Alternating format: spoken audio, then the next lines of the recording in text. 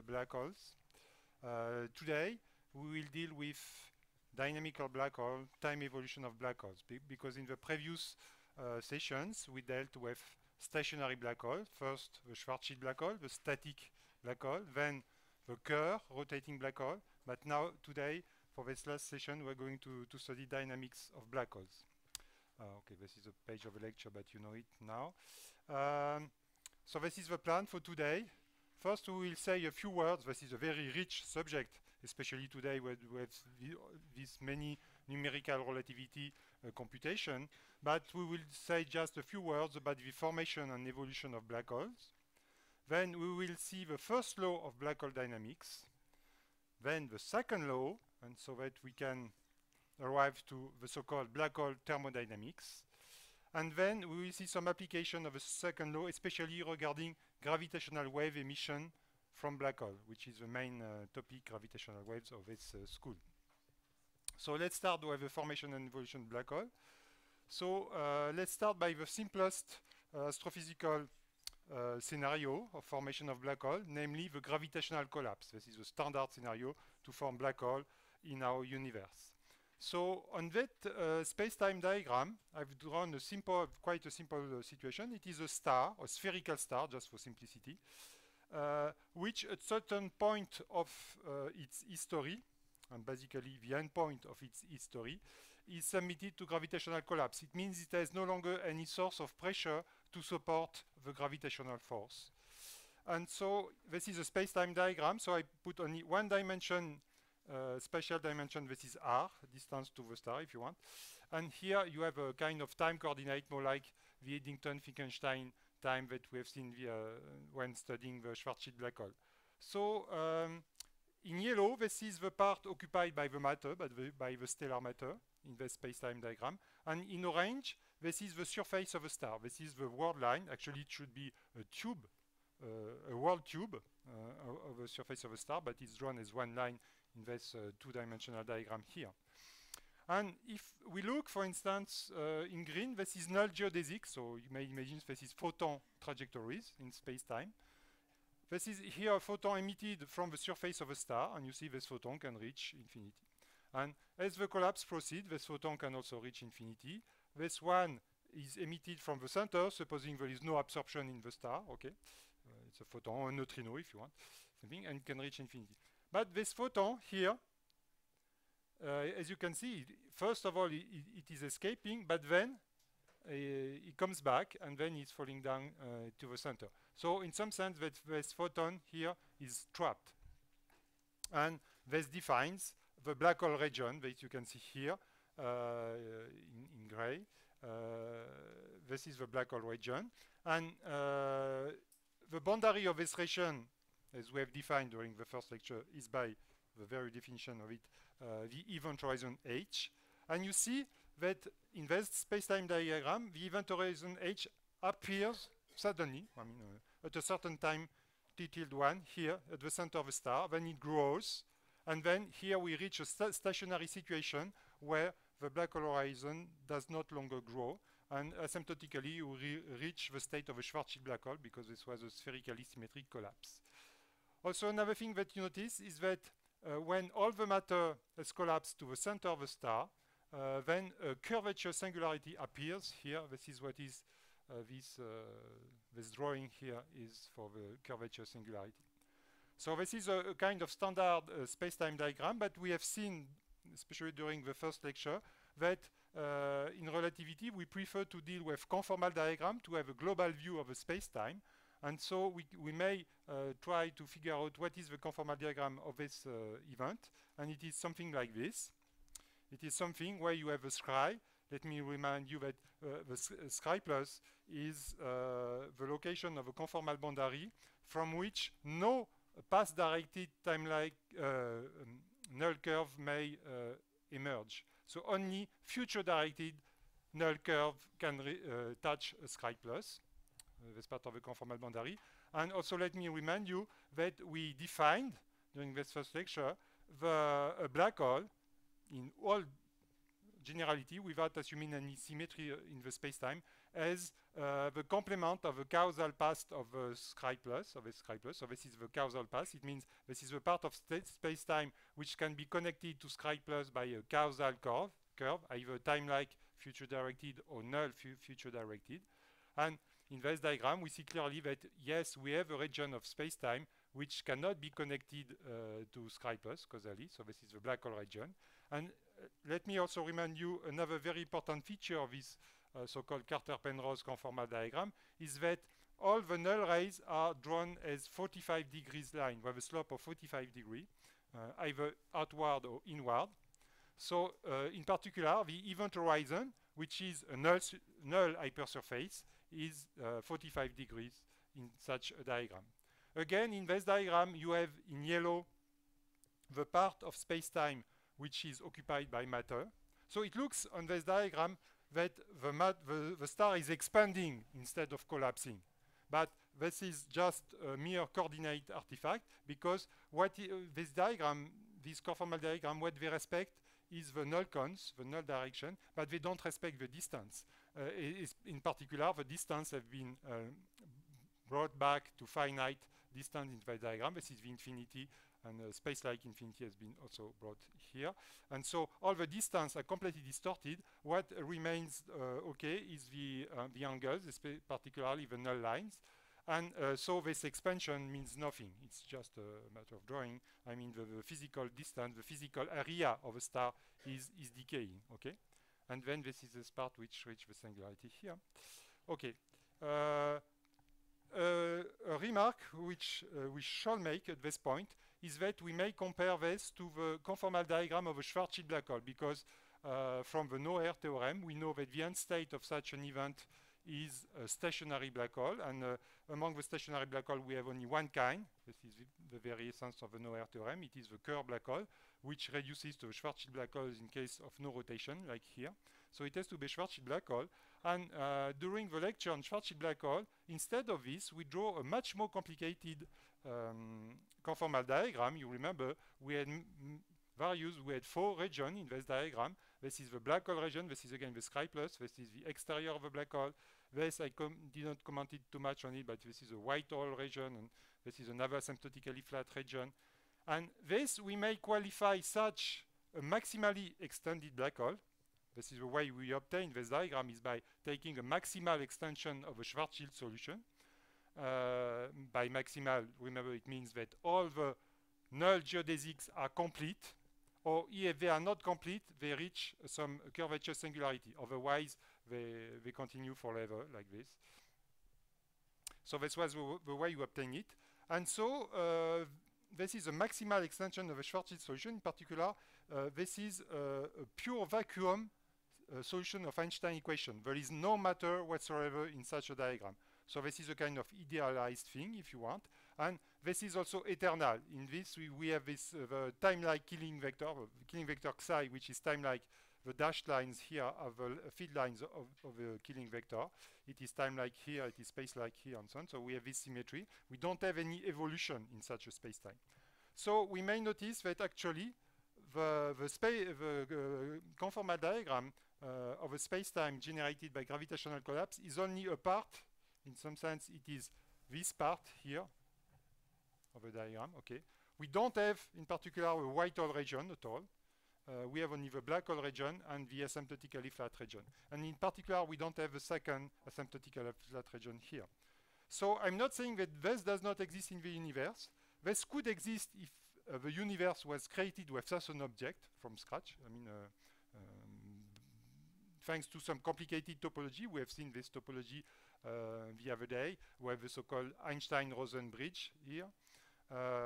But if you create a black hole by gravitational collapse, you will end it with this much simpler structure here.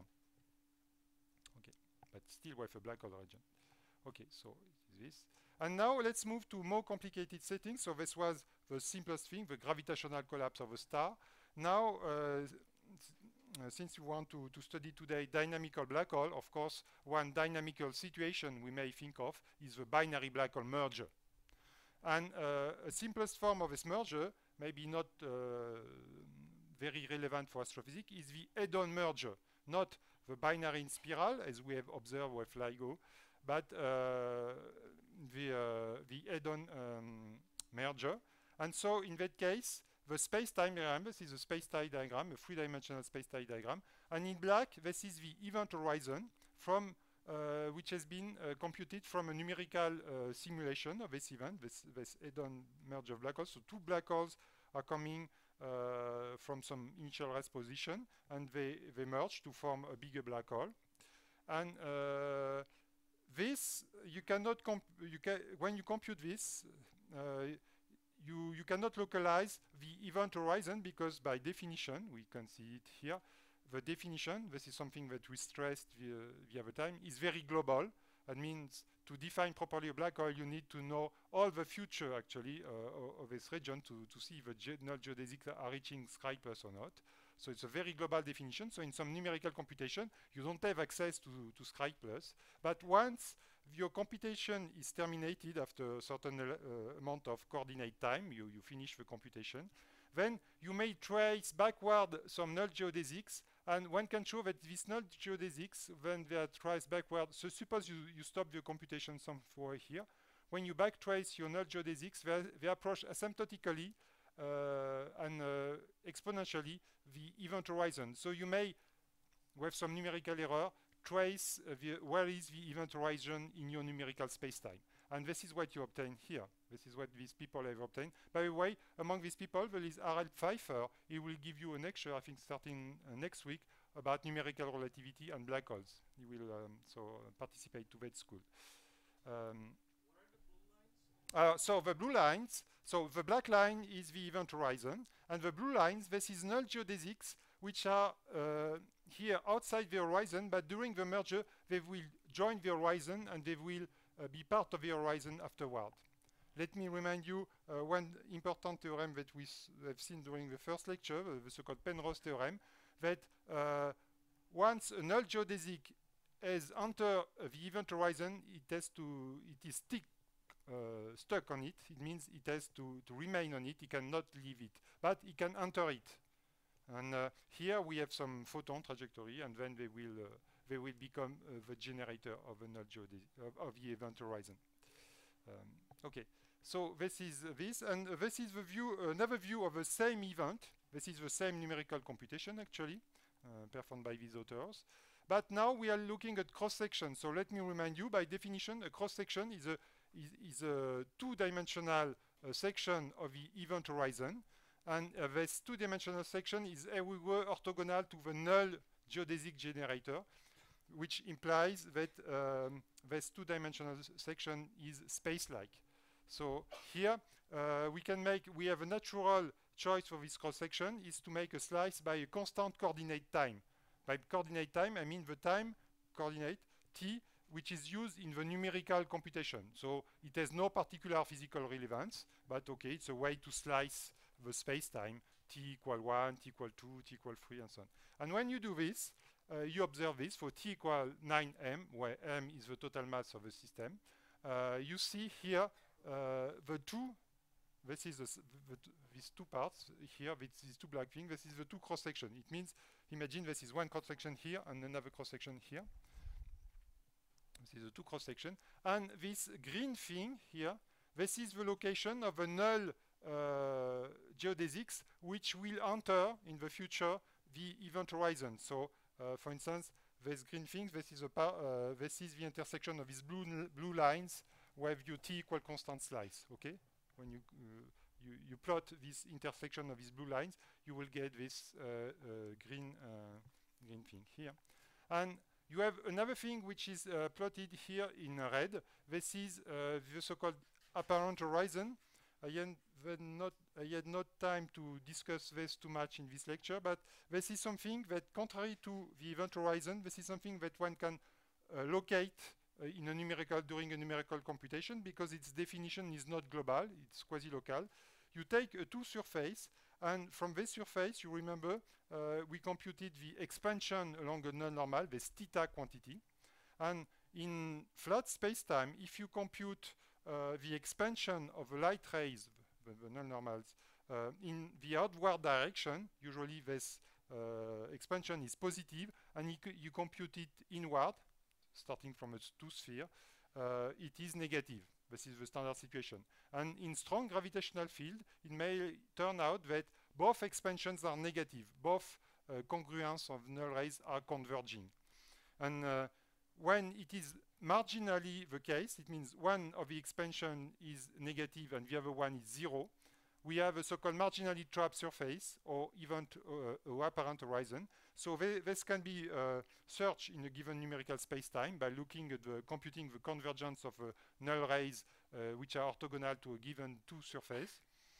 And then you obtain this red thing. And we may see that this region, this trapped region, they are always inside the event horizon. As you can see, it's inside. Here it's almost coincides. Here it's clear inside. And so this is a subsequent time. So again, we are here, let's say. So the two part of event horizon approach. We may say this is two black holes, or from a global point of view, this is just a single black hole. We have a black hole region which has which is not connected here. For instance, the slices are not connected, and then it becomes connected here. It's just a matter of point of view. But usually we are speaking about binary black hole. Okay. And then here we have, this is the first time that we have so the so-called common event horizon. It means the cross-section of the event horizon now becomes connected at this time, and then it remains connected. Again, you have a two marginally trapped surface. At some point, a third marginally trapped surface appears outside the two first one, but still it is inside the event horizon, inside the cross-section of the event horizon. And if you long wait enough, you end up with a Schwarzschild black hole, because again, in this process, you don't have any rotation. It's the head-on black hole collision of two black holes. So at the end, after sufficient emission of gravitational waves, you end up with a Schwarzschild black hole. So this is the head-on collision, and just for illustrating this cross-section that we have studied previously. And what about now the more realistic binary black hole merger, namely the merger starting from circular orbits of black hole? Again, by some a posteriori calculation, the event horizon in such numerical simulation has been located. And this is a cross-section, so again, a two-dimensional cross-section. Now it's viewed in 3D. So here in red, we see simply a t-equal constant slice of the event horizon. So the event horizon is this three-dimensional tube. You take a t, where t is a time coordinate used in numerical computation. You slice it, and this is more or less the equivalent of this event. It's the instant of the coordinate time where the cross-sections becomes connected. So it is this, the connection is made here. And x, y is the equatorial plane. So z is the rotation axis. So it looks like we are looking from below the equatorial plane, and this is this instant of time. Okay, just as an illustration of this very dynamical situation. So this is when we were saying that cross-section, they look like sphere. Well, in very dynamical situations, they are, as you see, more complicated than a sphere. Whereas after a while, this becomes topologically equivalent to a sphere, of course. Okay, yes?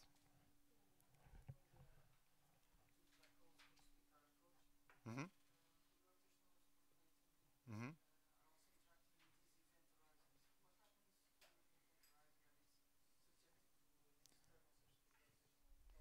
So it oscillates. I don't have any movie to show you, but first of all, you cannot rigorously define what is a gravitational wave in such strongly curved space-time region, but you may see oscillation. All this is very dynamical, and so you may plot things. You may see that this is slightly oscillating. The curvature is oscillating, thing like this.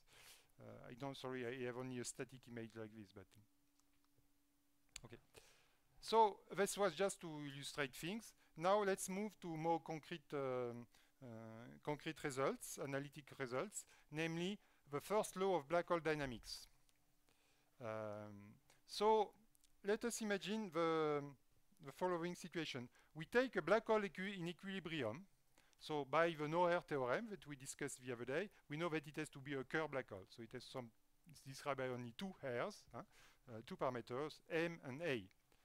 Then we imagine that this black hole is perturbed by, for instance, you have an external body which is coming, which is plunging into the black hole, or you may imagine that you have a bunch of gravitational waves which is acting on the black hole, just as you mentioned, it is perturbing the black hole. And so after a while, the black hole will relax, it will emit gravitational waves. It may, you have a kind of transitory period where, for instance, the black hole may absorb the external body, and then it will be excited in some sense, and then it will decay by emission of gravitational wave. And if you wait long enough, again, by the No-Air theorem, you will get another Kerr black hole. You have no choice, you have only Kerr black holes in our universe. But this Kerr black hole, a priori, will have different parameters, slightly different. You imagine it's a small perturbation, so its mass will have changed, and also the angular momentum. So the question now that we may naturally ask, how does the global property like the area, the surface gravity of a black hole change in such a process? Well, it's quite very easy to compute, because let me remind you, this is this formula that I wrote on the blackboard, the expression of a global property of a Kerr black hole, again, because we have only two airs, namely m and a. Everything is a function of m and a. Particular, the total angular momentum, this is am. The area of black hole you may express in terms of m and j. This will be my favorite quantity. Now, no longer a and m, but I will take m and j, because j is the physically is the total angular momentum. The angular velocity, of course, is proportional to j. If j is 0, omega h is 0. Let me remind you this angular velocity. This is a quantity which is defined on the event horizon, and it measures the way the null geodesic generator of the horizon are rotating with respect to the two Killing vectors, psi and eta. The Killing vector psi, which is asymptotically time-like, and the Killing vector eta, which is the azimuthal Killing vector associated with axis symmetry. So it has this expression. And finally, we have surface gravity, which was, you remember, we got it via SageMath computation because it's quite complicated, but we get this formula. Okay, so from this formula, we may compute the following thing. Start from the formula giving the area. So in my process, both the mass and the angular momentum are changing, and I may compute how does the area change when I have a small perturbation in mass and in angular momentum. So simply I differentiate this, I consider this as a function of m and j, and it's elementary calculus. I take the differential here. So this is the differential of this part. There is a part in m and a part in j, okay? So then I may rearrange slightly things. I multiply by the square root term here, both sides. So I get this. I factorize the dm parts, simply, okay? I take this and I get this. And then I may slightly again rearrange. I put dm on the left hand side, dA on the right hand side. So I get this formula. I have to divide by this factor to have only dm. So I have this factor here. And when I compare with this formula on the blackboard, if there is no mistake, it is exactly kappa, the surface gravity. And the term in front of dj is nothing but omega h, the angular velocity of the event horizon. Okay. So we may conclude that dm is related to dA and dj by this formula. Okay. And we may comment a little bit on this formula. If we have in mind the so-called black hole thermodynamics, could this be a kind of first law of thermodynamics? Let me remind you. Maybe I can write it on the blackboard. First law of thermodynamics tells you that dE is TdS, usually, plus PdV.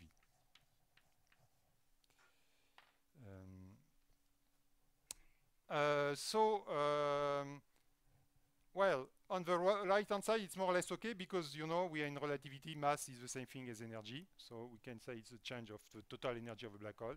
No problem. The omega dj, this reminds us a very well-known formula, omega dj. This is nothing but the change in rotational kinetic energy of a rotating body, a body which is rotating velocity omega, which receive an amount of angular momentum dj. So it looks like also a change in energy. This is fine. But what is this kappa? Kappa is a so-called surface gravity or non-affinity parameter of a null geodesics of the event horizon, and A is the area of the event horizon. So it does not look like too much to something known. So we may say, okay, you may call this a first law of black hole dynamics. This is quite maybe exaggerated or premature to call such thing. Okay, so let's leave it like this, and we will see. To really call it a first law, we will first establish the second law of black hole thermodynamics. Oh, by the way, I'm just thinking about something. Could it be that this is minus PdV? Okay, yes. I just realized it. Okay. Well, if we want to establish black hole thermodynamics, we should better know first of all classical thermodynamics. Sorry about this. Okay. Second law. So again, so the second law, the first law we establish it for a mild change between two equilibrium configurations. Now, forget about equilibrium configuration, forget about the Kerr black hole, consider a generic dynamical situation involving a black hole. So this will be our framework. So let me remind you what we've seen in the first lecture. This black hole is a null hypersurface, which is ruled by null geodesics. This null geodesics, they are called the null generator of the surface. And the null normal to the black hole horizon is a vector which is tangent to this null generator. In particular, it is tangent to the hypersurface itself. Let me remind you, this is a characteristic feature of null hypersurfaces. The normal is tangent to them, is not transverse. Okay. And we choose this null normal to be future directed. From the very beginning, we assume that we are dealing with space-time which are time orientable. And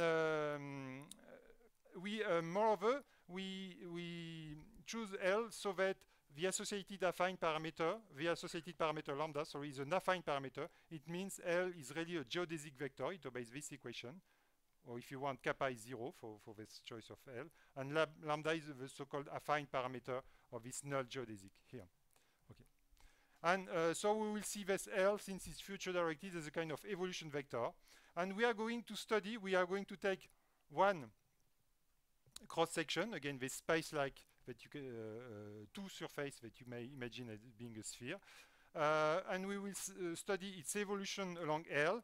And in geometric terms, this is nothing but studying the lead dragging of L along the feed lines of a vector L, as we have seen the other day to study the expansion. So, yes?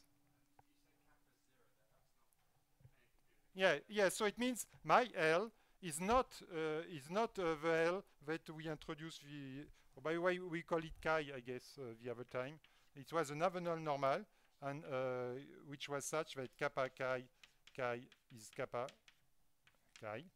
And anyway, if I have, so it was coinciding with some L on the horizon, so clearly this is not the same L, but I have always the freedom when I have a L to rescale it by a positive factor to keep the future directed direction. And in this way, I can choose alpha so that the kappa tilde is 0. Okay. I can always rescale. This is a kind of change of parameter. If you have a non-affine parameter along a null geodesics, you can make a change of parameter to go back to an affine parameter. So this is my choice. I did this choice simply to simplify the calculations. Okay, so let's see now. Let us discuss the evolution of these two surfaces. First, we are going to stress a very important geometrical property of these two surfaces, is that since they are space-like, it means the metric induced of them is non-degenerate. It's a Riemannian metric, a positive definite metric. So we may consider the orthogonal complement. It means at each point, this is a two surface, so it has a tangent plane. Of course, I'm lacking dimension on the whiteboard here, so I have to suppress one dimension. So I draw the tangent space as being one-dimensional because I draw the surface itself as being one-dimensional. But I keep the two dimension of the orthogonal complement. It means at each point P, I have a part which is orthogonal to the tangent space, orthogonal, of course, with respect to the space-time metric. And since this tangent space is a pure space-like space, the orthogonal complement has to be time-like. It's a time-like plane. So it means it is intersected by the null cone.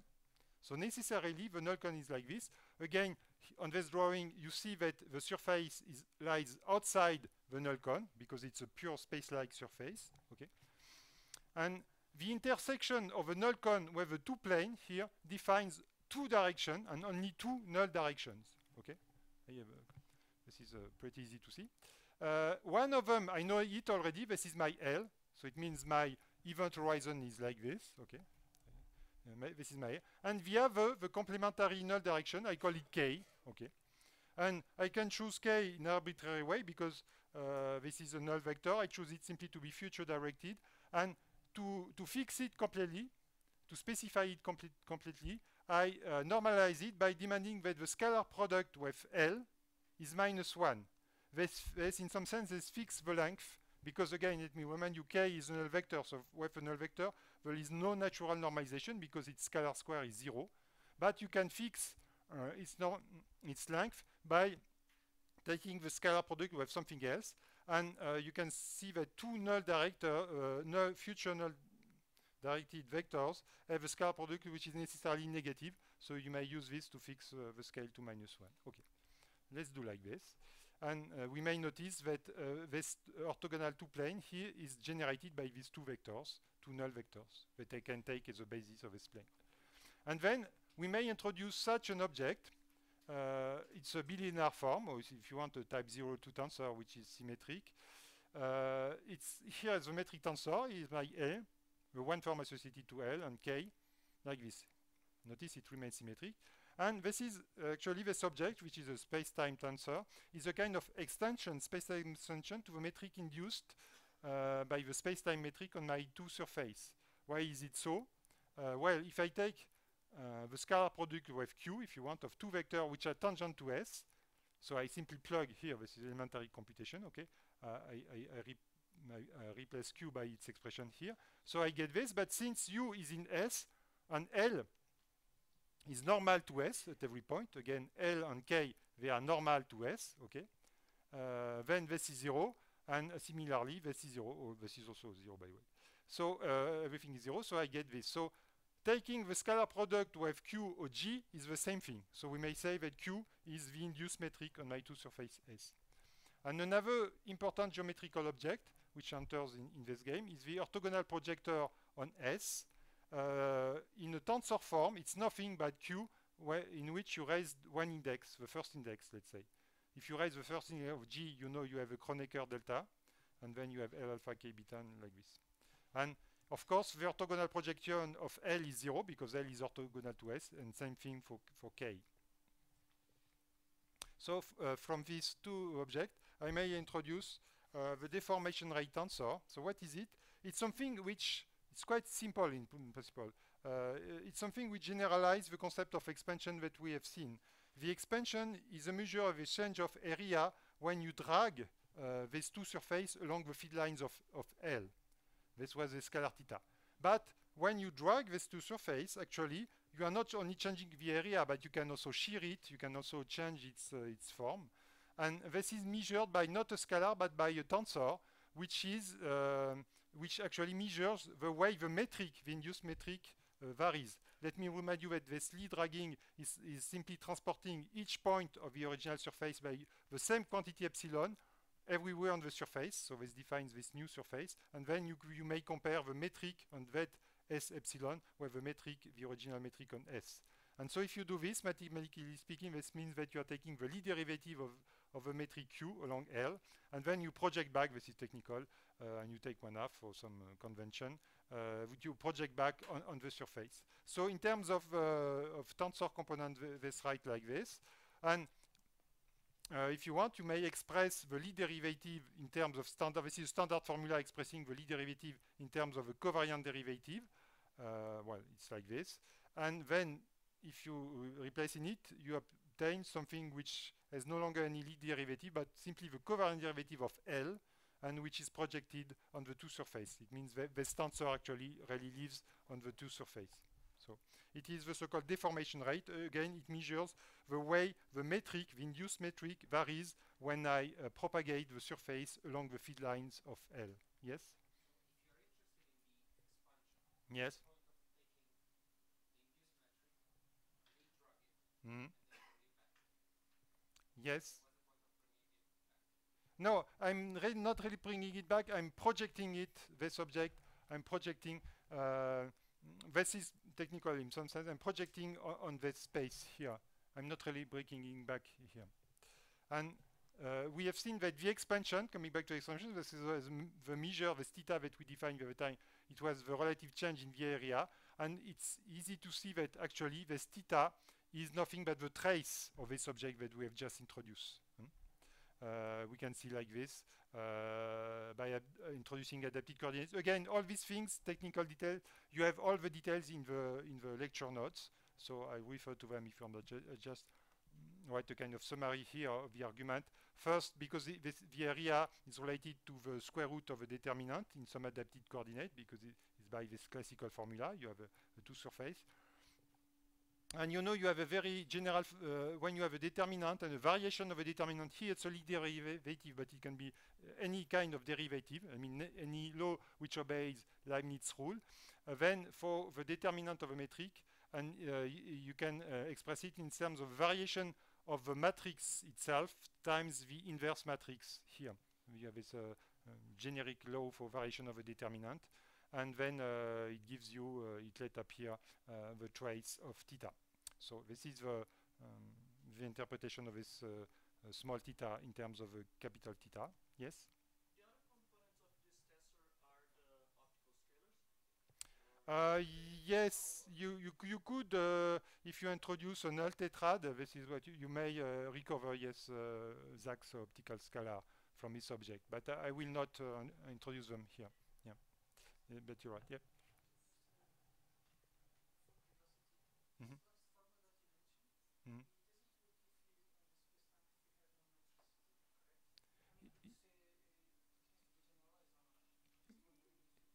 It's generalized, yes. Do any dimension, this is what you mean, O2?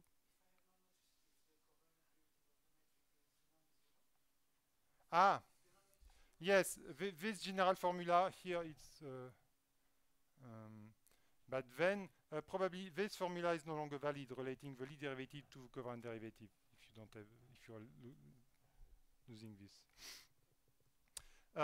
Okay, and another important quantity, so theta L is the trace. Another important quantity is the trace repart, which we may call the shear, and so it's defined simply by this formula. I have only one half when I remove the trace because let me remind you, I'm two-dimensional here on the surface.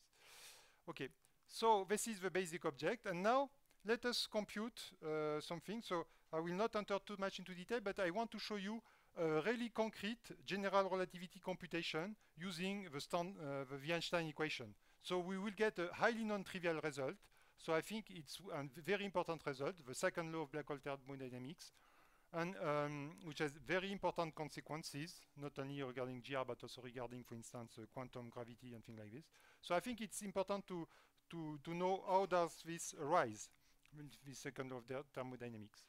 So actually, as often in general relativity, a computation starts from the Ricci identity, or I should say otherwise, when the curvature will be important in your process and will appear in the end result, most probably at some point you will have used the so-called Ricci identity, because simply the Ricci identity can be viewed as the very definition of a Riemann tensor.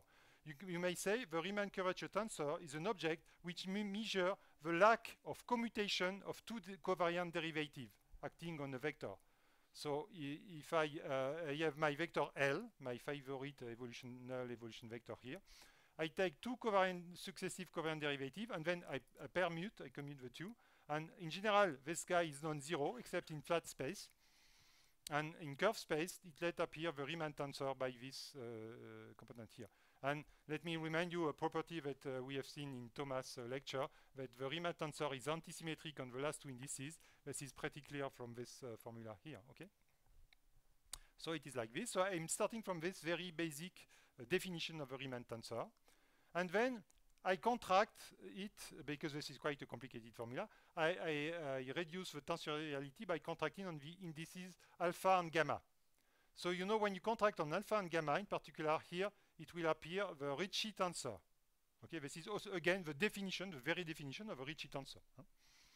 So on the right hand side, you will get the Ricci tensor, and on the right hand side, I'm contracting on alpha and gamma. In particular, this let appear here the divergence, the covariant divergence of L, and here I have a simple contraction. Okay. Then I have one free index here, beta, and I'm getting rid of it by making a contraction with L again. So if I contract with L, I will get a scalar equation. So quite an easy equation. I started from an equation with free indices, okay, alpha, beta, and gamma, and I end up with an equation with no free indices. This is my personal convention to use mu nu for repeated indices and alpha, beta, and so on for free indices. So I contract with L. On the right hand side, clearly I obtain this. On the left hand side, by simply changing sigma to become mu, this is a repeated indices, I can choose the name I want, okay? And here again I have L, which comes from the contraction by L, and I have the gradient of the divergence of mu, okay? Then I may rearrange slightly the first term, because I may let this guy enter into the derivation here, but I have to subtract. Okay, I'm using simply Leibniz rule here. Why I do this? Because here I let appear this quantity, and this quantity is 0 because L is a geodesic vector. This is why I'm using the fact that kappa is 0 for this L. Okay, this simplifies the computation. And then I have simply this term which remains. So at the end of the day, I have my equation here becomes simply this equation. I put this, so I get this equation here. Okay, and notice here I have a divergence of L. And to compute this divergence of L, I will let appear my quantity theta.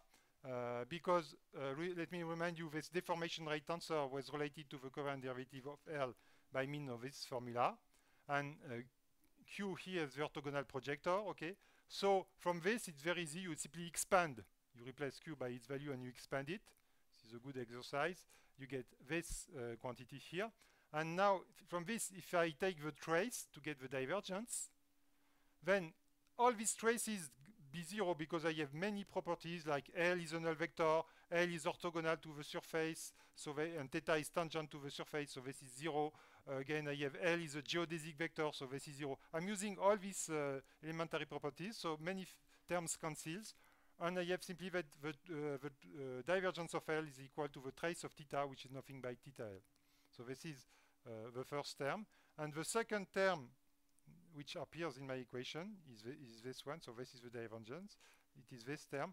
And again, from this equation here, I may compute this. I take a kind of square of this, if you want.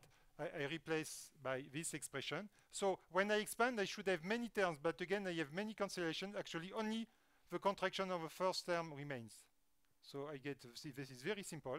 I get this. And since theta, in essence, is two-dimensional, all this space-time indices I may replace by pure space. AB varies between 1 and 2, like this, and may let appear the shear and the trace by this formula. Okay, I expand. Again, since sigma is trace-free, any contraction of sigma with Q is 0. So I get only two terms. I have 1/4 coming from this 1/2 by this. I have theta square.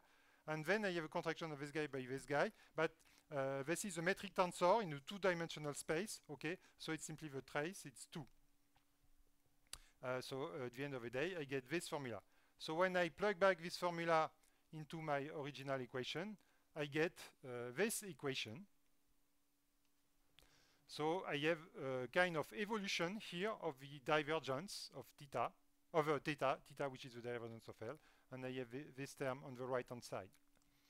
To go further, I will use at this point, because at the start, you remember we had the Riemann tensor. Now we have let appear the Ricci tensor.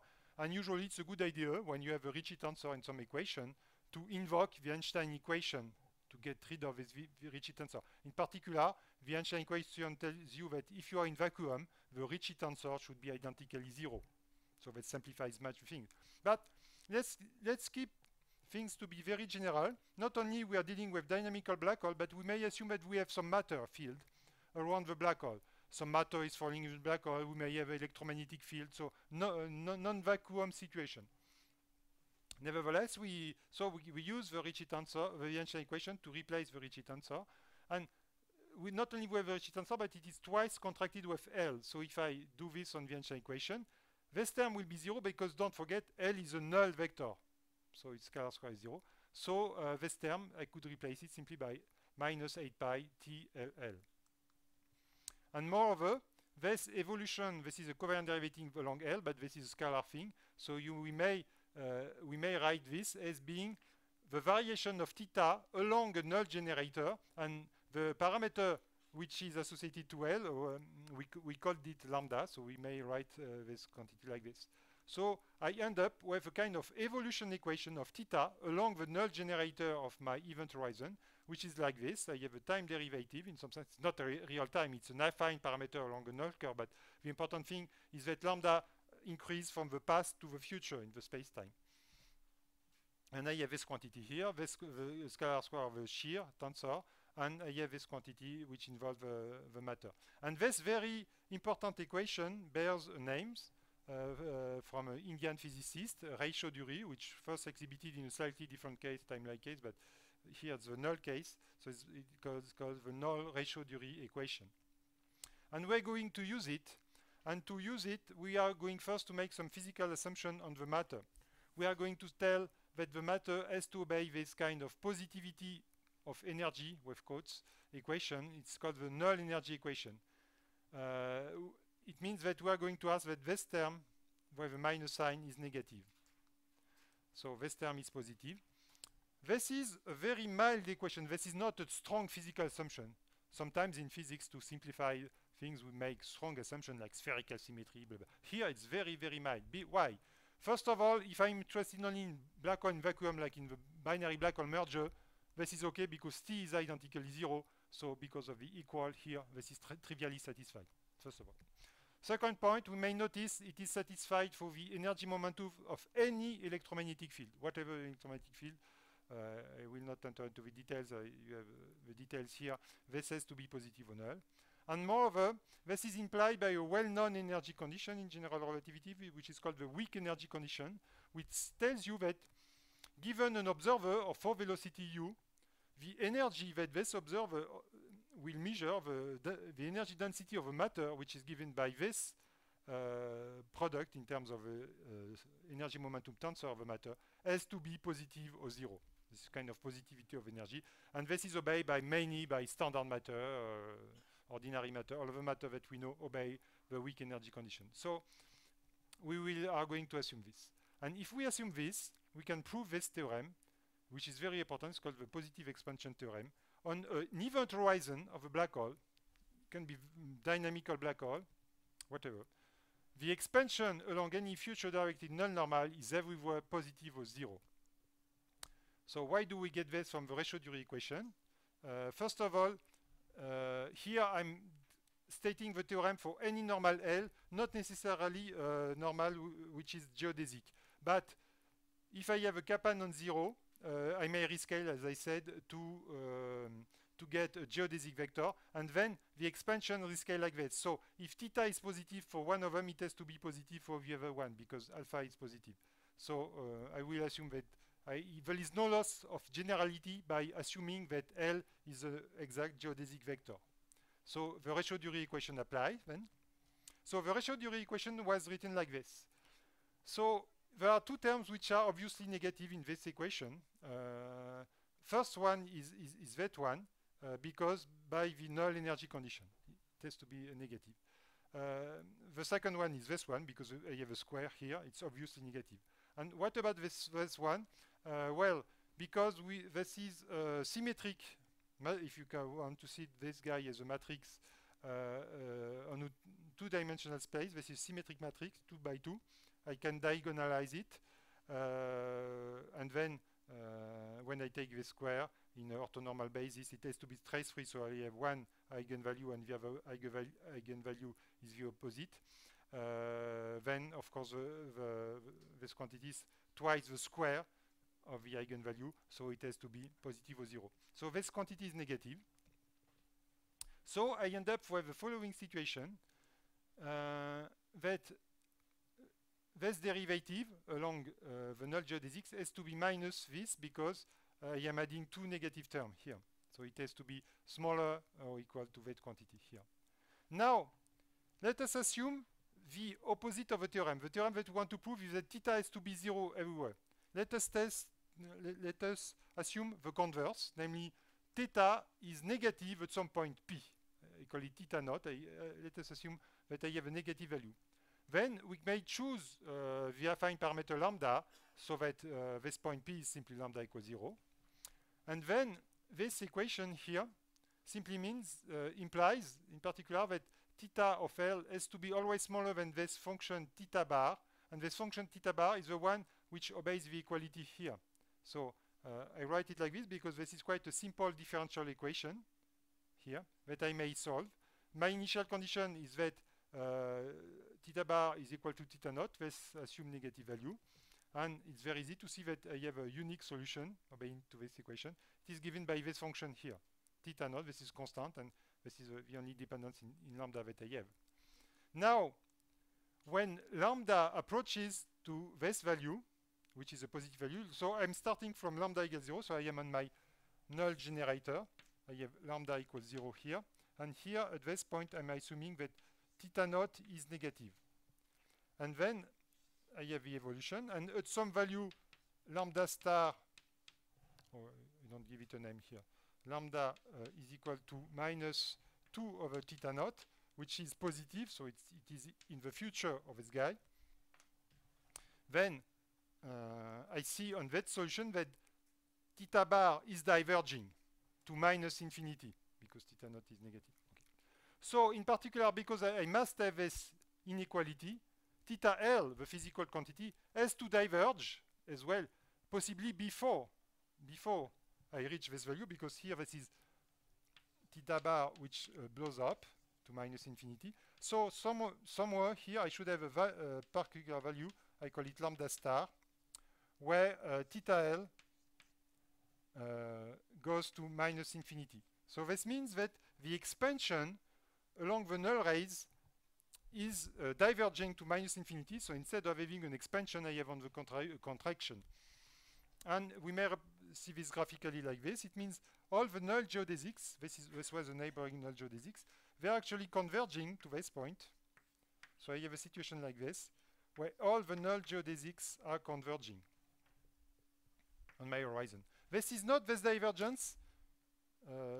Let us be clear about this. This is not a sign of some physical singularity. Some null geodesics, they have the right to converge to a point. This is called a caustic point or focus point. Okay, this happens if you have nothing fancy about this. What is not allowed is that this takes place on the event horizon, because we have seen in the first lecture, maybe I can show it to you here, this important theorem. In the first lecture, come on, yes, when we stated the generic property of black holes, here we get,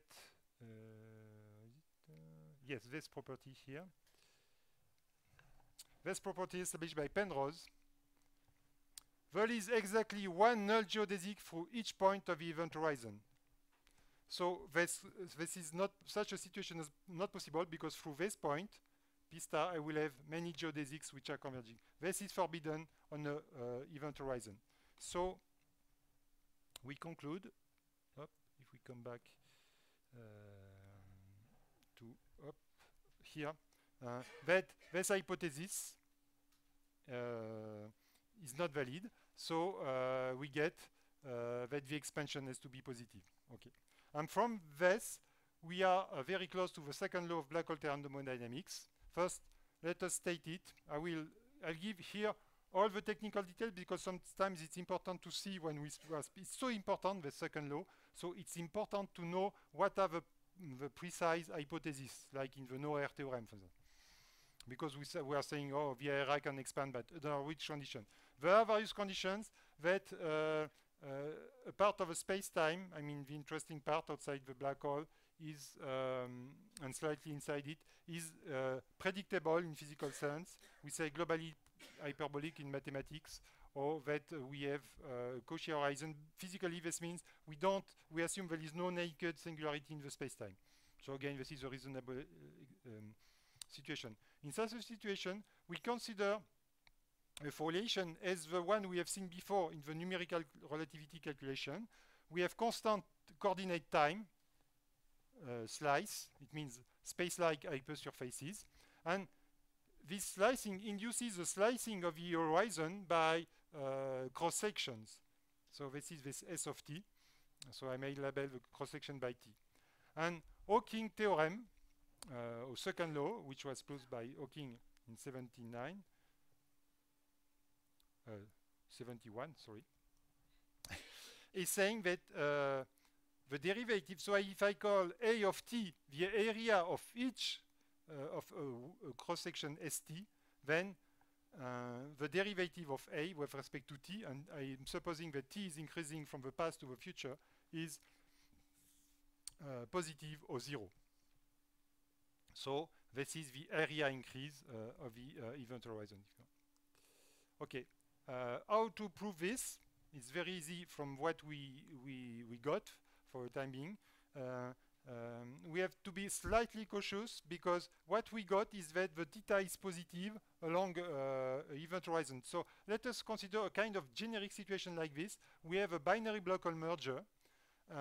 So we have smooth part of the horizon here and here, but in between there are non-smooth parts where the null geodesics can enter into the horizon. By the way, this is nothing but the blue geodesics that we have seen on the numerical relativity result a few minutes ago. Here they're drawn in pink or orange, like this. And then when they enter, they remain, this is what is drawn here, they remain forever on the event horizon. And so they define new region. But so, well, I'm stressing this because if I take a cross-section here, and if I perform the lead dragging along L, I will get only this cross-section here. I will not get the new parts. But it's easy to see then, if I perform only the lead dragging, by the very definition of the expansion, the variation in the area is given by the theta, by the expansion. Okay? And it should be equal if I had no new part.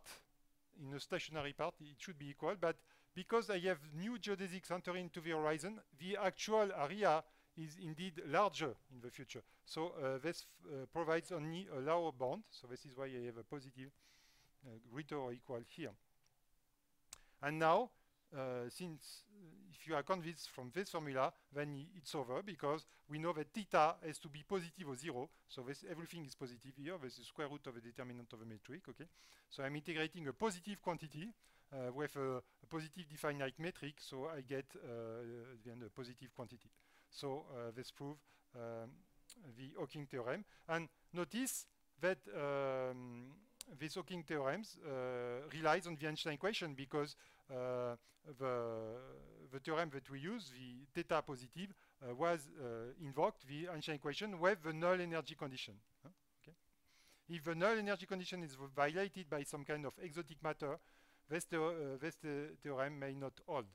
Okay. It means the area may shrink instead of increasing. Okay.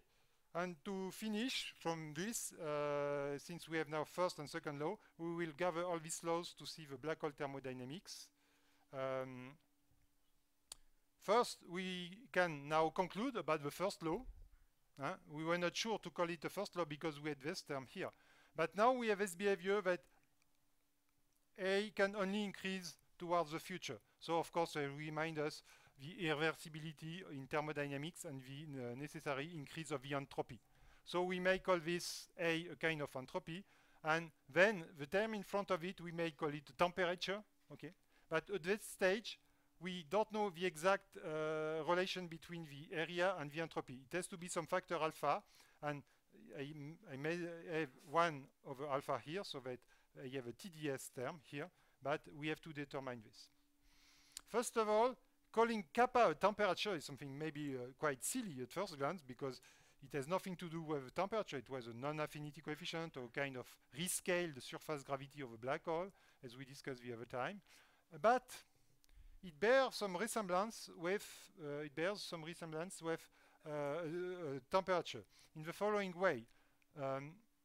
First of all, we may establish the zero flow by noticing that something that you already noticed, that on a Kerr black hole, kappa is given by this expression, or this expression parameter, and it is constant. It does not depend on theta. Whereas a priori, the Kerr black hole is only axisymmetric, so a quantity defined on the horizon, a priori a generic one, should depend on theta. It cannot depend on phi by axisymmetry, but a priori it should depend. Here it is constant. So this reminds us that property of temperature, that in equilibrium, the temperature of a body has to be constant. And Kerr is nothing but a black hole in equilibrium. Okay. So one can show, actually, and this is done in the lecture notes, I have no time to do it properly here, that by using again the Einstein equation and starting from the Ricci identity, actually, we may prove for any Killing horizon, not only the Kerr black hole, by a more generic black hole in equilibrium, possibly surrounded by some matter, provided it remains in equilibrium, then kappa has to be constant. And we're using again the Einstein equation to prove this with some energy condition. Okay, I will skip here. And finally, speaking about the law of thermodynamics, you know there is a third law which says that by no physical process you can reach the zero temperature, the absolute zero. And for a Kerr black hole, what is the absolute zero? Well, it's very easy to see that kappa is zero because of this numerator here, only when A is equal to M. And this is the so-called extreme Kerr black hole. This is the limiting case in the Kerr solution where you have a black hole. When A is strictly greater than M, you have, instead of a black hole, you have a naked singularity, still a valid solution of Einstein equation, except that it does not describe a black hole. It describes a kind of exotic object that we believe does not exist in our universe, but okay. So the most extreme case is, and the most rapidly rotating case, it's when A, this is the largest value for A, so it's the so-called extreme black hole. And yes? So this is the question I'm going to answer right now, by the way. Is it possible to accelerate black hole like this? Actually, there is no rigorous proof, but there has been many either numerical computation or semi-analytical computation of accretion of matter around a rotating black hole, and it turns out it's very difficult, if not possible, almost not possible, to reach this value. It requires actually to divide the matter in infinite small amounts and to wait for an infinite time if you want to reach A equal M. So this reminds us the third law of thermodynamics, saying that it's not possible to reach zero temperature by some physical process. So usually people state it like a third law of thermodynamics. The surface gravity cannot be reduced to zero by a finite sequence of operation. So let us collect these laws all together. What we have seen, just to recap everything. The zeroth law, kappa is constant. First law, as we have seen it, and with the interpretation now as the area, and the third law as I just stated. Okay, and just to point something maybe interesting regarding that summer school, the first time these first four laws have been stated together, as I said, for instance, the second law was established by Stephen Hawking, but at that time he was not speaking about second law. He noticed that the area has to increase.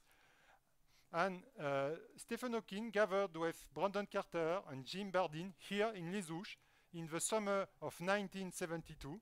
And this is the famous paper, The Four Laws of Black Hole Mechanics. And the acknowledgement of that paper, you can see this sentence. This work was carried out while the authors were attending the 1972 Les Houches Summer School on Black Holes. The author would like to thank blah, blah, blah, the organizer, blah, blah.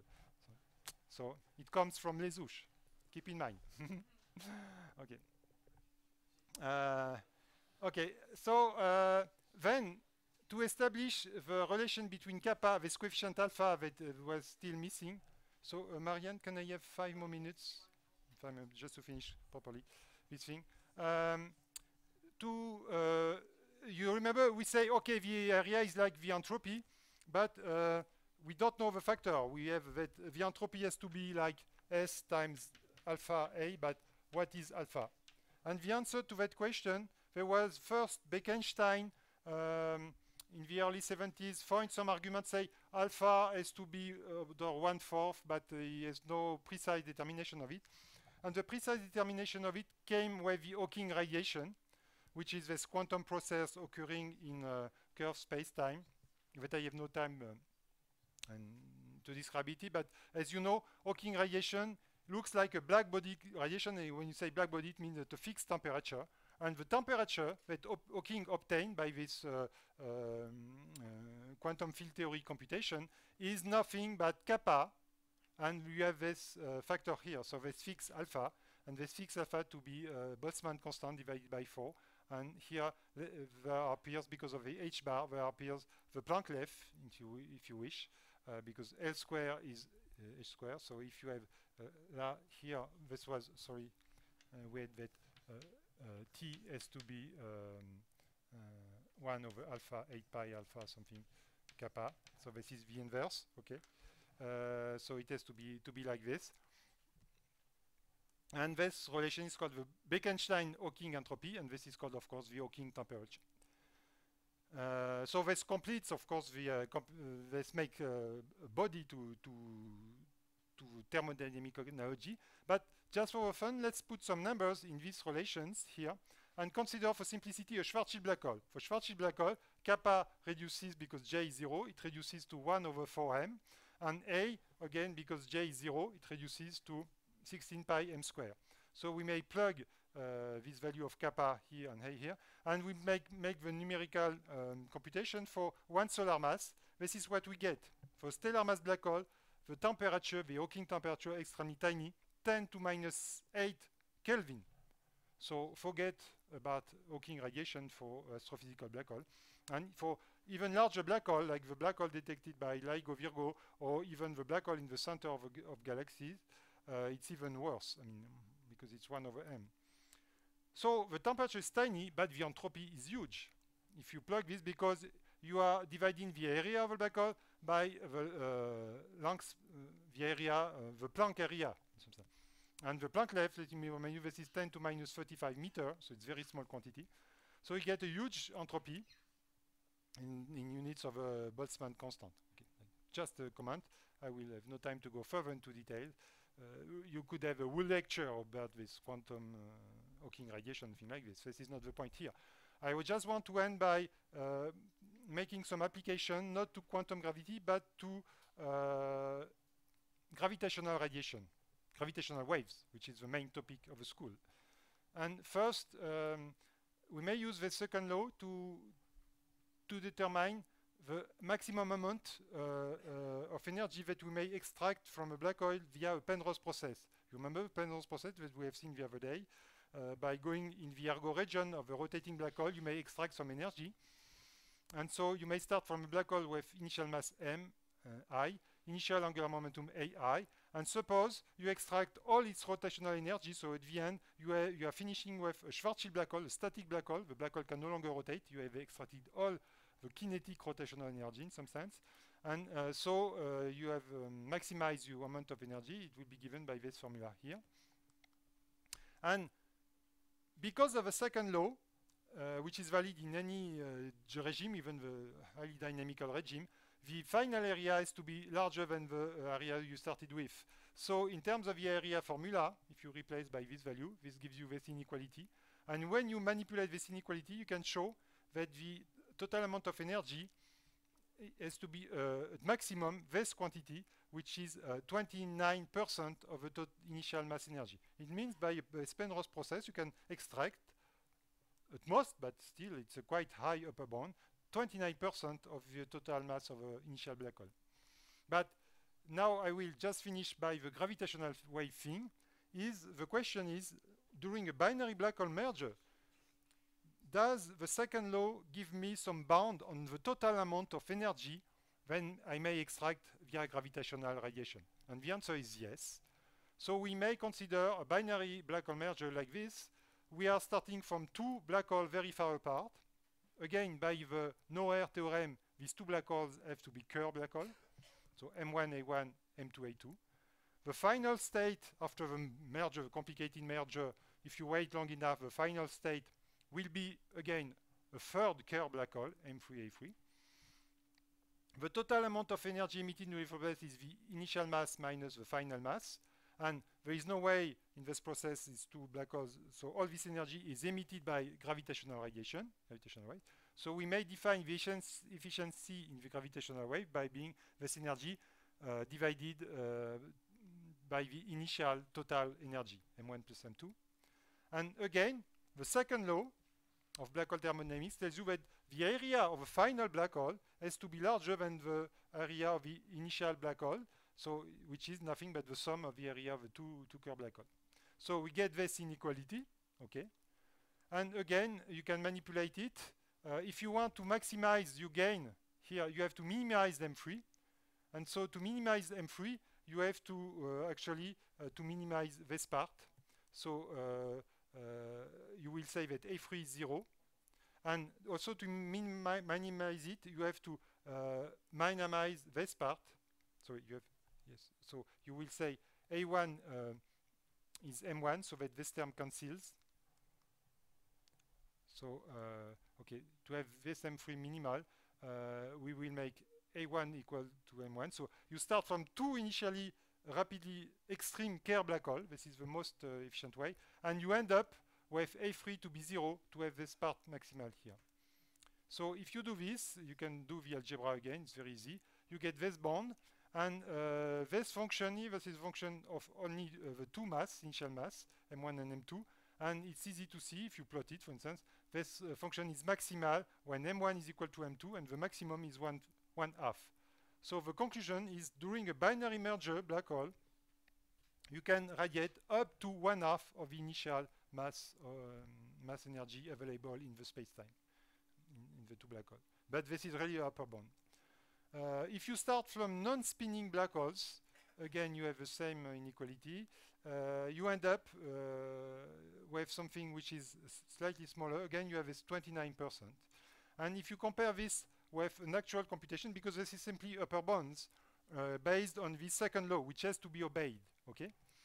But this doesn't mean that in an actual process you will get this. What do you get in an actual process? This has been computed again using numerical relativity. One process which is very well known now is the merger of two equal mass black holes, initially on circular orbit, and with 0 spin, Schwarzschild, asymptotically Schwarzschild black hole. At the end, when they merge, the resulting black hole has a spin of 0.68, and the total amount of energy radiated is almost 5%. So it's not 29%, it's 5%, but still it's a lot. And as you know, in the binary black hole merge observed with LIGO Virgo, such an amount, it has not been measured exactly because it's difficult to measure the mass of the remnant because we are barely seeing the quasi-normal mode, which would provide us the mass of a final black hole, but it's compatible with this value here. So I think, yes, it's time to terminate this. So thank you for your attention. Probably we don't have too much time for questions, but let me tell you, I'm staying here until next Friday. So we have plenty of time together. So please don't hesitate to come to me and ask questions about these lectures. And also let me remind you that tomorrow I propose for people interested to make a pure SageMath session if you want to see how to install SageMath or to do elementary computation with SageMath. So I propose to do it in that room at 2:30, so before the student talk session, because I think it's a free slot. If this is not possible, maybe we can shift this to another day, but this is a proposal to make it for people interested. So thank you for your attention.